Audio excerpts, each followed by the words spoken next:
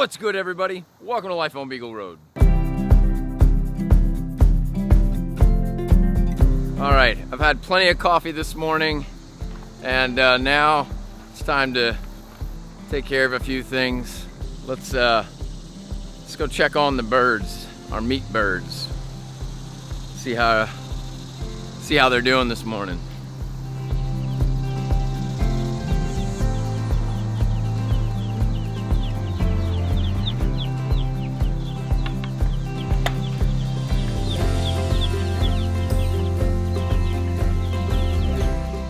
Looks like they had quite the field day with their food. They finished all their food overnight, or this morning.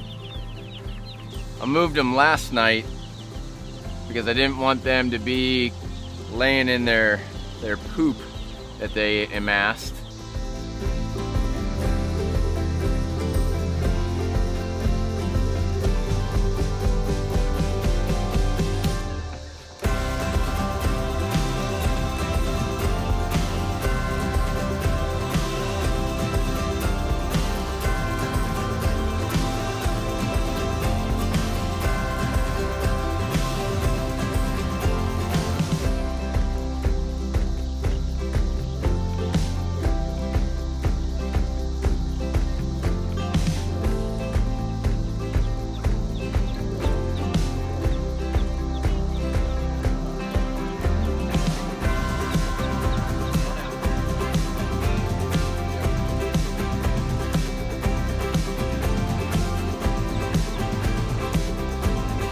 Got it?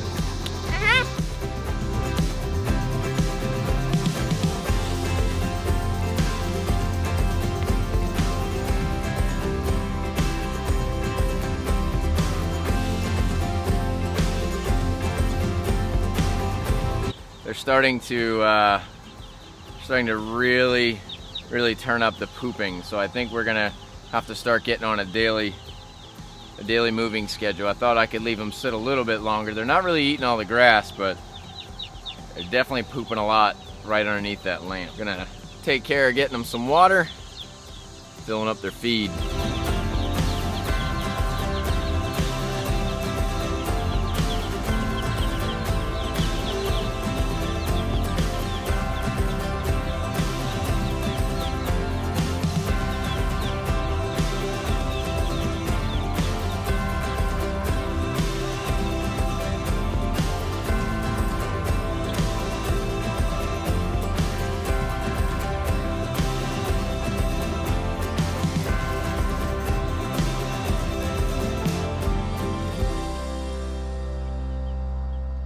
I thought I was gonna run out and get a new feeder today because the feeder that's there didn't originally have a lid, and I didn't really want them standing in the feeder while they ate. It's not going to be the feeder that stays in here, but it's a decent feeder for the size birds that we have right now. Eventually I'll make a feeder that hangs, but this one's gonna be fine. The water, same situation. It's not the water that's gonna stay in here. I'm actually gonna get one that hangs, and I think that because I had the old plants, it didn't have that post in the back to hold the water up, which is what I am gonna get. And then my plan is to sort of make it an automatic water, so I'll put a bucket on the outside that I can fill up with water that will then feed the waterer that's on the inside, maybe. I think that's what I'm gonna do. Still have to figure it all out, how I wanna do it. But that's the greatest part about this, is just trying to figure it out.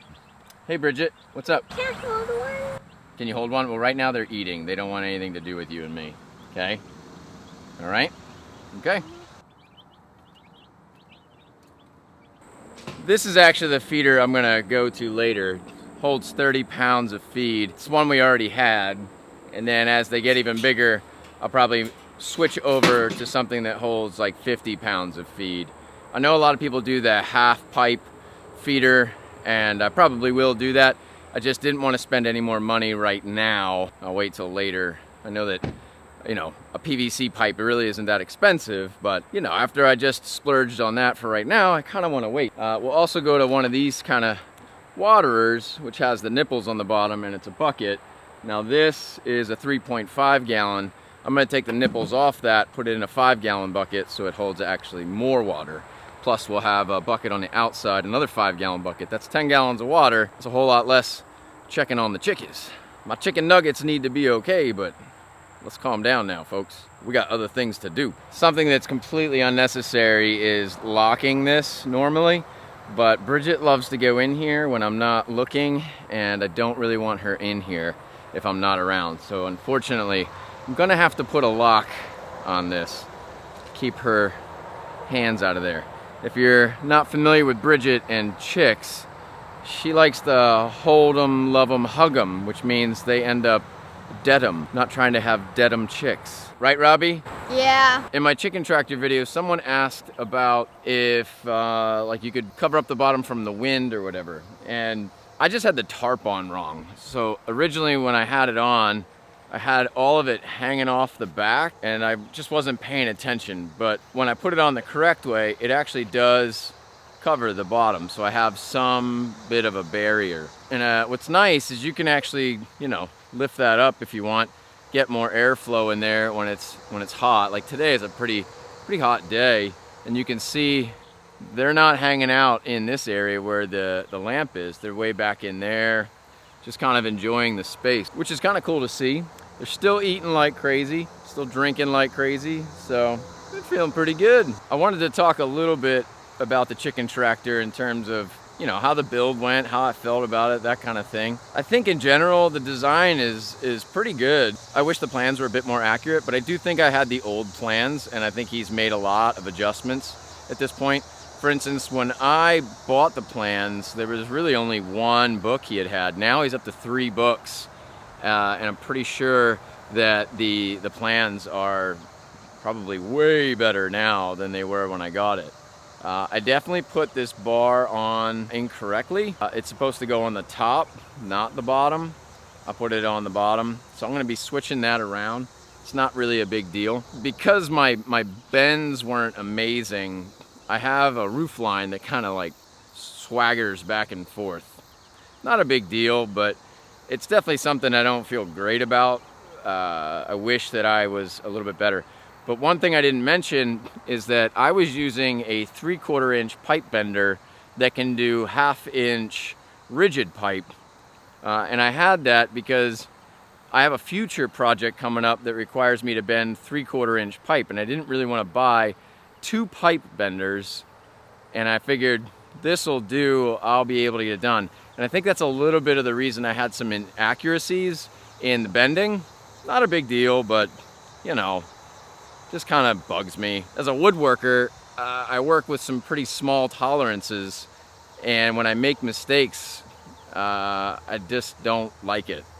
And I made a few mistakes, but it's a chicken tractor. It works just fine. I went a little crazy with the staples, stapling everything in, and that was mainly because when I went to get staples, they only had this big giant box. So I figured, all right, well, if I've got the big giant box and I've got an air compressor to put them in, why not overdo the staples? So this thing is super duper stapled, all good. I didn't do the best job around the corners with the chicken wire. I could have done that better, but it's because that storm came in the middle of putting everything together, and it really kind of rushed me along, and I was worried about the birds, and I didn't get to take my time like I wanted to, it's just not pretty. I mean, it works, but it's not pretty.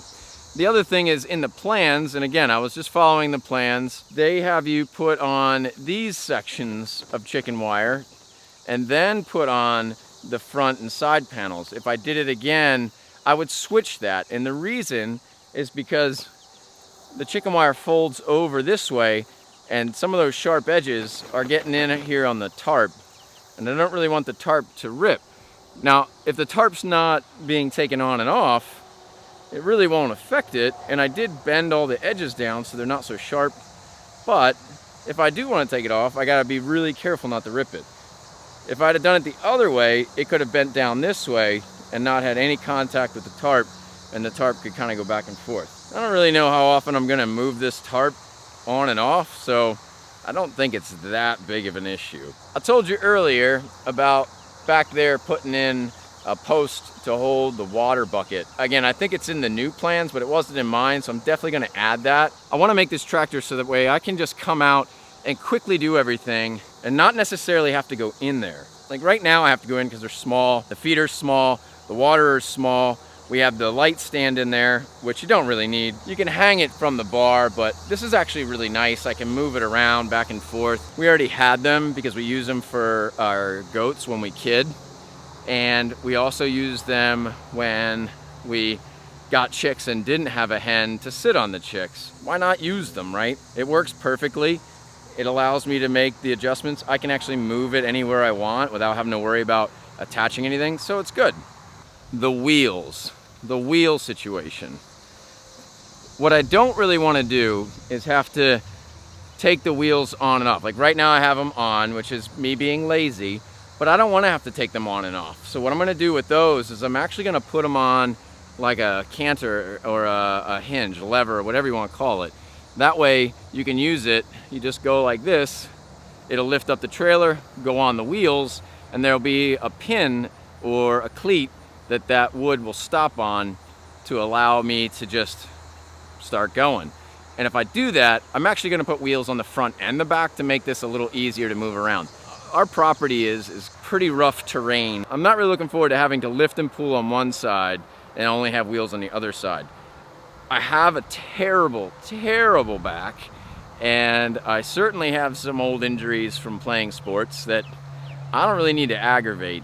And honestly, like, we're not getting any younger, folks, so the easier you can make this on yourself, the better. The other thing is I don't want to have to lift it up with my hands just to get the wheels on. So I'm going to change that situation and make it easier on myself. I have some workbenches. They're pretty much on the exact same concept, only they've got like a lever I just step on and it lifts it up on wheels. So that's got to change. All in all, I'm fairly happy with the build. I'm happy with the chicken tractor. It's gonna be great, guys. I'm really excited about it. I'm even more excited about having chicken for dinner that I raised them myself. I got a couple other things that are sort of on the horizon here, so I'm gonna talk about those. One of the things that I kind of have a question about is, and I brought it up before, but there's a electrical line that goes into the box through the house right there. It used to have like a mini split right here, which we took out. So I have a line that can go in and then into the electrical box. And I'd like to take it over to the barn over here. But my question is, what kind of line do I need to run underground to get to that barn? What I'd really like to do is have an electrical box in the barn that I can shut off and on, because I also need more power in there than just one circuit. Even a 20 amp circuit's not going to be enough. If we're running lights, water defrosters or whatever, the things that melt the water, and we have heat lamps for the kidding season, like that's really not the best situation on a one circuit. Like it's not going to be able to handle all that. I'd like to have an additional box over there, but I know there's like special wire I got to run. I think it's 8.3 or 8.4, I'm not really sure. So if any of you know, let me know. I'm gonna have an electrician do any of the work in the boxes, because that's not something that I want to be doing, but I can do everything else. I'll dig the trench, I'll lay the wire, and get it all started, and then they can do the work inside the boxes. You know, if you guys know anything about this and you've done it on your property, you know, let us know. Like, what are you running? Like, how are you getting electric to your barn? How are you getting water to your barn? How much electricity are you running into there? What are you running while you're in the barn? But I'd like to know from folks who actually do it. Cool? All right. When Courtney told you guys that slip and slide and the kids made a giant mud mess, she wasn't kidding. Look at this mess. It's absolutely terrible. And of course, guess who's got to do the fixing for that? Yay, me. And you know, as soon as I put seed down, the chickens are just going to eat it up. That brings me to my next thing, the chickens. A while ago, we talked about some changes that we want to make with the chickens and some changes we were already making. We had been clipping their wings and putting them in the electric netting over there with their new coop. No matter how far we clip their wing, they're still managing to get out. About 50% of them fly up and out of there, and it's just not really working out. a long time ago, we bought a bunch of materials so we could build a run, a fairly large run. And I still have all those materials. So Robbie and I are actually gonna go back in this area here where we think we can put it and see if we've got the space we need and how easy it's gonna be. So the space behind me and beside me, this is the area that we're thinking about using. Our swale is just on the other side here where that mud pit was, and all the water kind of drains in there. And over here is a bit of a high side, which is nice because then we can put our chicken coop over here and not worry about them getting down into the muck and the muck getting over to them. We used to have a coop over here and it worked out really well, but for some reason we decided to move it. I don't really know why, we just did, but we're bringing it back. Everything's coming back over here. What I need to make sure of is that there's no trees up here that are gonna fall on the chickens. That's the problem with where they're at now. We've got some ash trees which are threatening to fall, and nobody needs a coop smashed by a tree. Nobody. We had an old area where they were, and it was the same thing. There were probably 6 more trees that looked like they were gonna fall, and again, ain't nobody trying to lose chickens to falling trees. This area over here seems to be all right. I had already taken down anything that was gonna fall. There's still like 1 or 2 big ones, but they're all leaning in a different direction. Ironically, towards the goat pasture. I think I'm gonna have to get up on that big ladder and cut me down some limbs, or lose my own, whichever comes first. And then down there. Okay.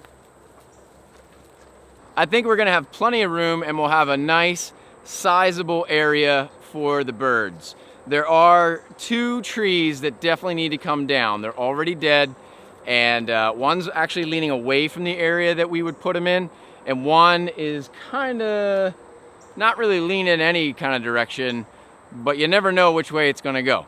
So the best thing to do here is definitely to take them both down, and then there won't be any worries. All the other trees around it are healthy and don't seem to have any issues whatsoever. Normally I wouldn't put our coop by itself in a wooded area, and that's because you sort of invite predators to come up into the trees and hunt. However, this is going to be a completely enclosed area for the chickens and just the chickens. The reason we're doing this is twofold. First one is because sometimes we're out of town and we might be gone for 3-4 days, maybe a little bit longer. We have someone come over and take care of the animals. It would be nice for them to not have to figure out what's going on with the birds. The other reason is that every time we try to repair a pasture, and for instance, we've got to repair that pasture over there and do some planting to get stuff to grow where there isn't anything, they eat all the seed, which is why nothing ever really grows. And I can't have them destroying what we're trying to get going. They get into our garden, they get into our flower beds, they get into the trash cans. Honestly, these birds are off the flipping chain. It's time to close that down. Are we gonna let them free range still? Yeah, just not all the time. Because listen, I also need these chickens to take care of the tick population around here. When we got chickens, we went from a lot of ticks to virtually no ticks, which is exactly the purpose that we got chickens for initially. That's a long story. One I'm definitely going to be telling as part of Vlogust, because I think there's some stuff you got to know specifically about me. In addition to the ticks were the tent caterpillars. Oh my goodness, there were so many tent caterpillars before we got chickens, and they have completely decimated tent caterpillar population. I also think they got to some of the ash borers that were on our property as they were going from one tree to the next, because some of my ash trees are coming back. Can you believe that, folks? Chickens might be the answer to saving our trees. Wouldn't that be a novel idea, using chickens? But God forbid we try to take care of our families with chickens. All right, we did the measurements and it's looking like we can have a very safe space in there that's kind of set off from this main area out here, which is kind of exactly what we want. And we would have, what was it, 30 by 12, yeah, 30-12. It's 30 by 12, which is pretty much what I was looking for. About 12 feet wide, not necessarily 30 feet long, but a decent distance, okay? That will actually encompass the coop and the run. Good, all right, so we've got it all plotted out, roughly. I still got to get in here and put everything where I need it, but I think we're gonna be okay. Yeah. Yeah. That's pretty much it, folks. Stay tuned so you can see the transformation of our new chicken area and how that works out. And we'll catch you on the next one. Have a great day, folks. Bye. Bye.